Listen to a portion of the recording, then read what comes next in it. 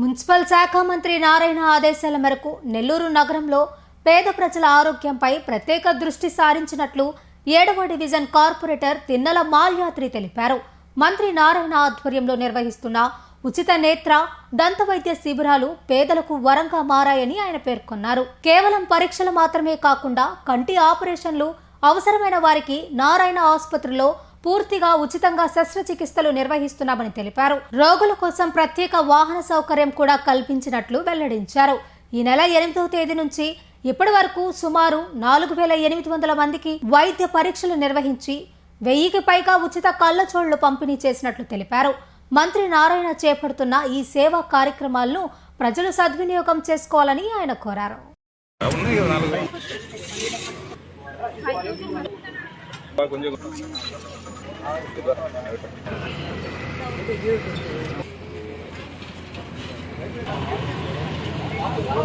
ప్రతి ఒక్కరి జీవితంలో వెలుగు ప్రసాదించాలనే ముఖ్య ఉద్దేశంతో డాక్టర్ పొంగూరు నారాయణ గారు మార్చ్ 8న నారాయణ నేత్ర జ్యోతి అనే ప్రోగ్రామ్ స్టార్ట్ చేస్తున్నారండి.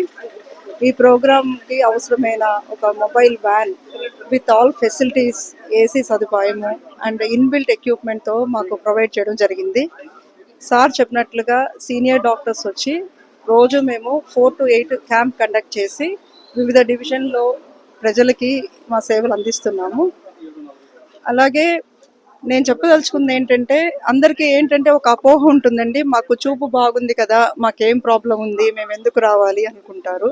కానీ యూజువల్గా కంటికి సంబంధించి నీటి కాసులు అట్లాంటి ఇబ్బంది ఉన్నప్పుడు మీకేం లక్షణాలు ఉండవండి. కంటి చూపు బాగుంటుంది. 90% డ్యామేజ్ ఉండే వరకు కూడా కంటి చూపు నార్మల్గా ఉండే అవకాశం ఉంటుంది.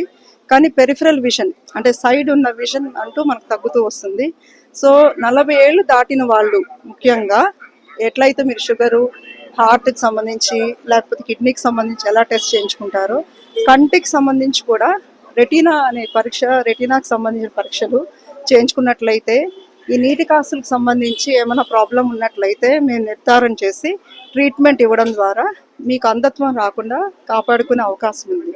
సో కంటికి సంబంధించి ఏ ప్రాబ్లం ఉన్నా మా వద్దకు మీకు వచ్చినట్లయితే మా వైపు నుంచి అన్ని సహకారాలు మేము ఇస్తాము. ఈ ప్రోగ్రాము ఒక్క వ్యక్తి చొరవతో ఇంత ఒక ఉద్యమంలా కొనసాగుతున్న ఈ నారాయణ నేత్ర జ్యోతి అరేంజ్ చేసినందుకు డాక్టర్ పొంగూరు నారాయణ గారికి స్పెషల్ థ్యాంక్స్ చెప్తూ ఈ కార్యక్రమంలో పాల్గొనే అవకాశం ఇచ్చినందుకు మరొకసారి ధన్యవాదం తెలుపుతూ, అభివృద్ధి సంక్షేమంతో పాటు పేదలు నిరుపేదల ఆరోగ్యం పట్ల ఎంతో శ్రద్ధ వహిస్తూ ఈ నెల 8వ తేదీ నుంచి నేత్రజ్యోతి మరియు డెంటల్ ఈ కార్యక్రమాలని ప్రతి వార్డులో నిర్వహిస్తూ పేదలు నిరుపేదలైన పేద ప్రజల కోసం వారు డబ్బులు ఖర్చు పెట్టి హాస్పిటల్లో ఇబ్బందులు పడకుండా వారి ఇంటి వద్దకే వెహికల్స్ పంపించి ఈ కంటి పరీక్షలు ఉచితంగా కంటి పరీక్షలు నిర్వహించి వారికి అవసరమైన కంటి అద్దాలు ఇవ్వటం కానివ్వండి, అదేవిధంగా ఆపరేషన్స్ కళ్ళకు సంబంధించి ఆపరేషన్లు ఏమైనా ఉంటే వారి వెహికల్ వచ్చి నారాయణ హాస్పిటల్కి తీసుకెళ్ళి వారికి ఉచితంగా ఎటువంటి ఖర్చు లేకుండా వారికి ఆపరేషన్స్ కానివ్వండి అన్ని పేద ప్రజలకి నిర్వహించడం చాలా సంతోషకరం.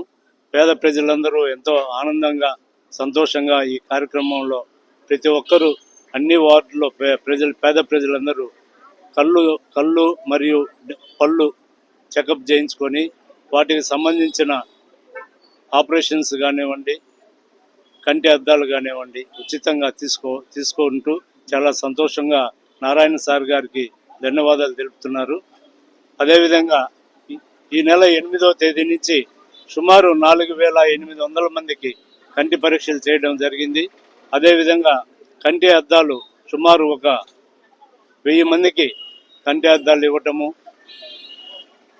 అవసరమైన ప్రతి ఒక్కరికి ఆపరేషన్లు చేయడం జరుగుతుంది.